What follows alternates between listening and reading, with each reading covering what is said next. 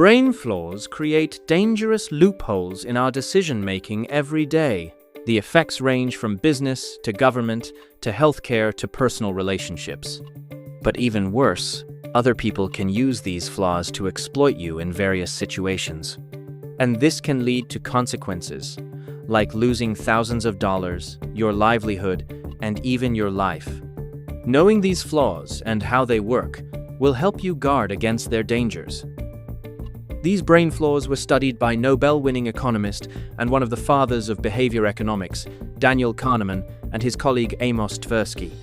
The ideas in this video are largely taken from Kahneman's book, Thinking Fast and Slow. Now, let's launch into the brain flaws. In September 2008, Lehman Brothers filed for the largest bankruptcy in US history. About 26,000 people lost their jobs. And the financial markets panicked, setting off a domino effect that brought the worst stock market crash since 1929. However, while the markets were in freefall, something abnormal was happening. Many investors watched thousands of dollars in asset value disappear. Real estate owners watched property prices fall to the floor. The normal thing would have been to sell these assets to avoid more losses. But they held on to the crashing assets. And small losses became huge. Eventually, these investors sold their assets after losing millions and ruining some people's livelihoods. Some estimates suggest that 1 in 4 households lost 75% or more of their net worth. Why did professional investors hold crashing assets when they could have just taken small losses? This is due to an effect called loss aversion. Loss aversion is a bias where a loss hurts much more than an equivalent gain. According to Daniel Kahneman, the pain of losing $100 hurts at least as much as the joy of gaining $200. This means we avoid a choice if it's presented as a loss rather than a gain. Taking a loss is extremely painful, no matter how small the loss is. Many investors have the opportunity to take small losses when their assets start turning red. But they hold tight, believing the 10% red will turn 20% green. And sometimes, 10% down turns into 50% down, making the loss even harder to take. And you know where this can lead to. But this is not just restricted to stock markets. Some government policies cause a lot of uproar because they take something away from the people. When the government placed a smoking ban in restaurants, bars, and on airplanes, many people resisted it. Smokers thought the government was taking away their freedom. Businesses thought they would lose money from customers who are smokers. People were unwilling to lose a bit of freedom and money, even if it meant better public health in the long term. Beyond governance, loss aversion also appears in relationships. Many of us endure bitter relationships because we fear losing them. The fights and heartaches are unmistakable, but we still hope the initial love will come back. We dread going home to our lover, but we still fight to stay in the relationship.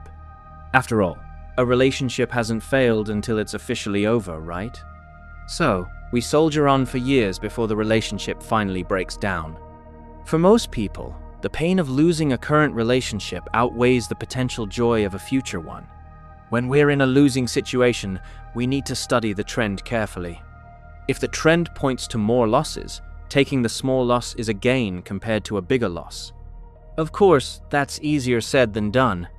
But if we're afraid of losses, can we also have a lot of fear even when it's unwarranted? The next flaw explains how millions of people can make the wrong decision at the same time.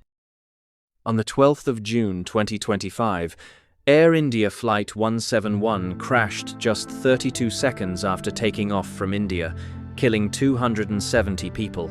The world was in shock for weeks. Just as news media couldn't stop talking about it, even pilots weighed in on the matter. Suddenly, getting on a plane felt dangerous again. But what if we took road trips in India? Records show that more than 172,000 people die on Indian roads every year. This means 471 people every day. So, on the day that the Air India plane crashed, more people died on Indian roads. Over the course of 2025, air transportation in India resulted in fewer than one fatality per day. Taking a road trip in India, even in 2025, was at least 471 times more deadly than taking a flight. Yet many Indians probably dreaded flying days after the Air India crash. This is the effect of the availability bias. Availability bias is the tendency to give more weight to information that we can easily recall. For example, if you can recall a few airplane crashes due to heavy news coverage, but recall no train crash, your brain will tell you that getting on a plane is more dangerous than getting on a train. The availability bias may look harmless. After all, it only twists reality. But this goes beyond just a plane crash in isolation. The bigger danger happens when these events shape national behavior for months. On the 11th of September 2001, terrorists hijacked and crashed 4 airplanes in a series of attacks that killed about 3,000 Americans. The whole world talked about it for weeks. Analysis of how the terrorist attack happened, how it could have been prevented, and what could happen in the future. But in the midst of the unending news coverage, people's behavior began to change. They started fleeing airports for roads. They started taking road trips instead of entering an airplane that could be hijacked by terrorists. This decision led to tragic consequences. According to researchers at Cornell University, drawing on road accident data, an increase in road trips after 9/11 may have led to 2,170 additional driving deaths than in previous and following years. Imagine if a friend died in a road accident because they thought a flight was risky. That is a life-ending decision influenced by availability bias. Availability bias can falsify reality and push us towards bad decisions without our awareness. To reduce the effects of availability bias, we have to think and learn more before making decisions. Talking about learning, how much does initial information affect you? The next flaw shows how even a random number can control your decisions. Can you influence how much a real estate agent sells your home just by the initial number you suggest? In an experiment, real estate agents were brought in to assess a home for sale. They were to check home amenities and condition. They also had to consider the house size and their own experience in selling similar homes. But before assessing the home, a booklet containing house information and asking price was presented to the agents. This is where the researchers introduced a sneaky difference. They split the agents into 2 groups and gave each group a different booklet. But there was only one difference in the booklets: the asking price of the home. One group saw an asking price far higher than the listed price, while the other group saw a far lower asking price. Did this single difference affect the price the agents offered? Agents who saw the far higher price suggested higher prices than agents who saw lower prices. Yet, the agents insisted the initial asking price did not influence their decision. This is called the anchoring effect. The anchoring effect is the tendency to be influenced by a reference point or information when making a decision. And it doesn't matter whether the anchor is relevant or not. Anchoring is especially common when we're dealing with numbers.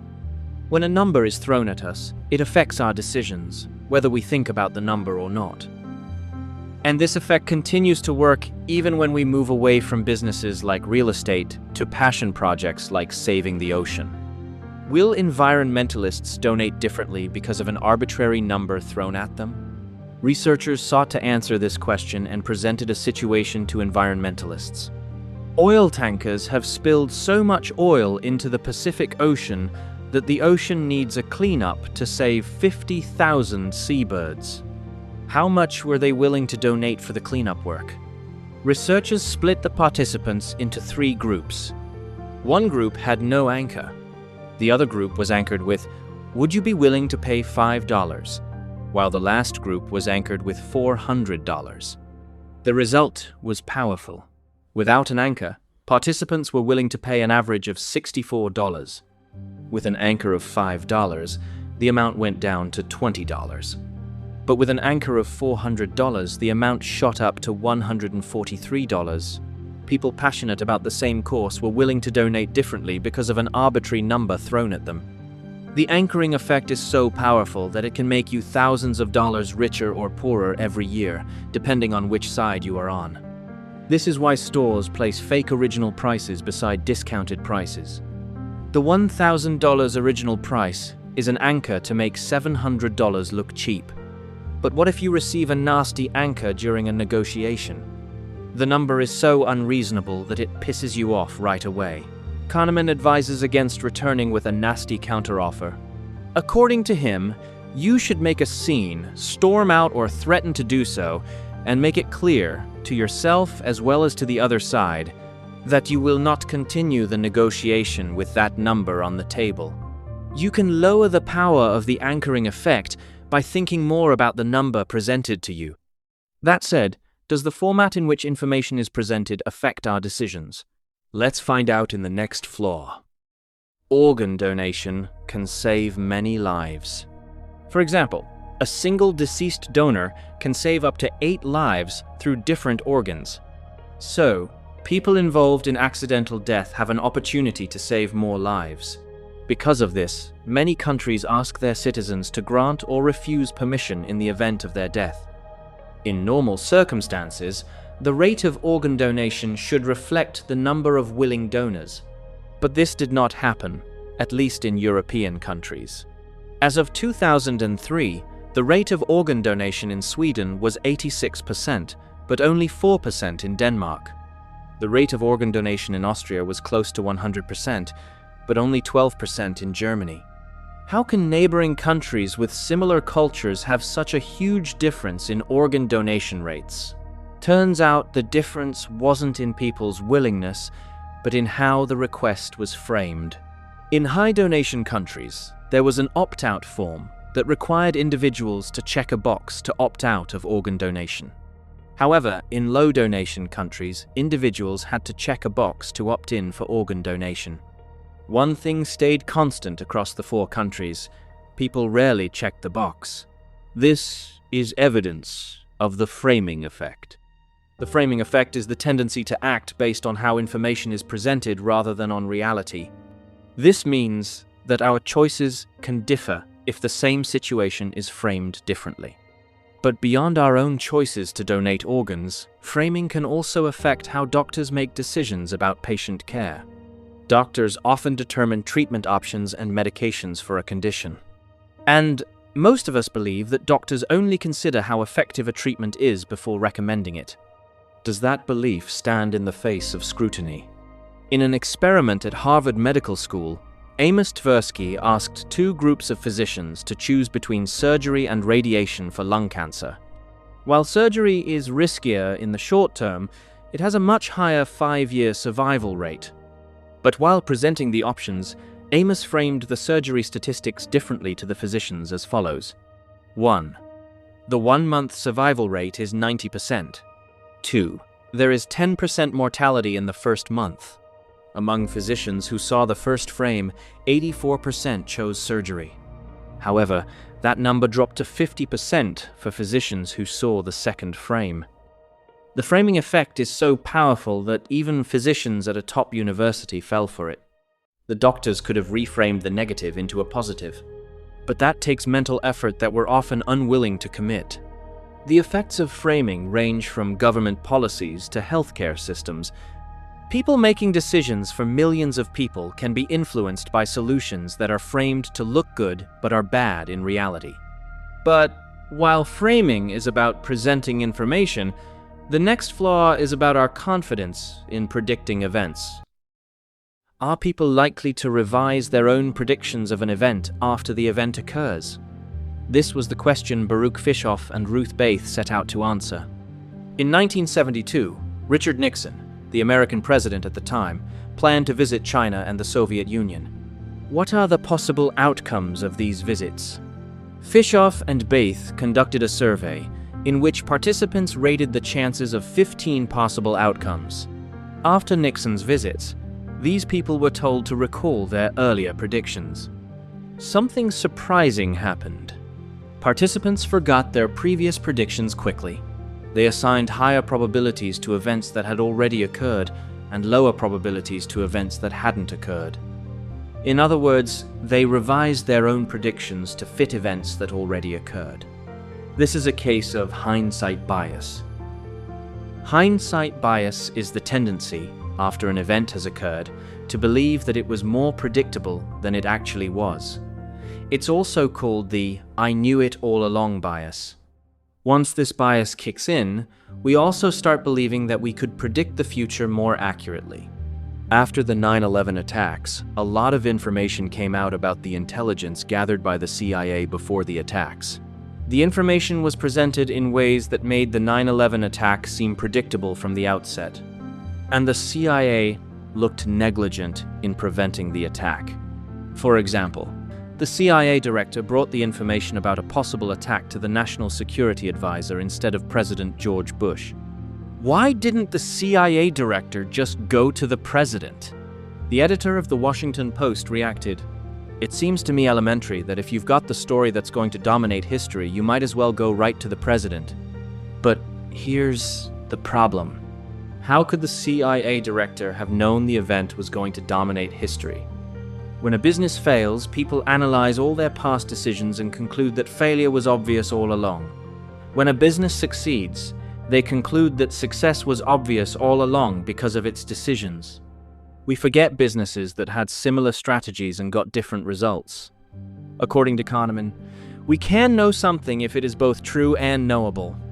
Nobody can predict what will happen tomorrow, no matter how probable it may look. It is factually unknown. But hindsight bias pushes us to think we can predict the future because we believe the past was predictable. Because of this, hindsight bias can lead to costly errors in the future. So, whenever you say, "I knew it all along," think again. Here's a recap of the 5 brain flaws. Loss aversion is a bias where a loss hurts much more than an equivalent gain. Availability bias is the tendency to give more weight to information we can easily recall, even if that information distorts reality. The anchoring effect is the tendency to be influenced by a reference point when making a decision. The framing effect is the tendency to make decisions based on how information is presented rather than its substance. Hindsight bias is the tendency to believe that an event was predictable after it had actually happened. These brain flaws can work in 2 ways. You can use these flaws to get better results from other people in your business and daily life. On the other hand, others can use these flaws to influence you for their own benefit. Whatever happens, we must all pay attention to these flaws because of their heavy influence on our decisions every day. Which of these flaws costs you the most over the course of a year? Drop it in the comments.